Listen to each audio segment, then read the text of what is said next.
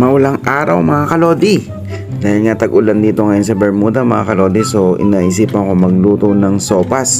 Sarap kaya magluto ng sopas mga kalodi habang umuulan. Ayan no, bumabagyo dito. Kaya napakasarap magluto ng sopas. Diba? Tapos ganyan pa yung style mo. Napakasarap pag dyan ka pa. Tara mga kalods at magluto tayo ng sopas. Nilagay na pala ako rito mga kalodi ng mantika. Then sinunod ko na rin yung bawang.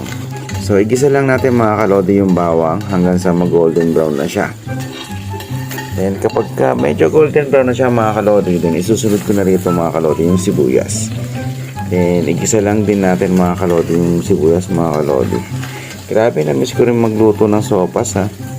Dahil na bagay na yung tag-ulan. Sobrang lamig pa naman dito mga kalodi sa Bermuda kapag tag-ulan na. Winter season na.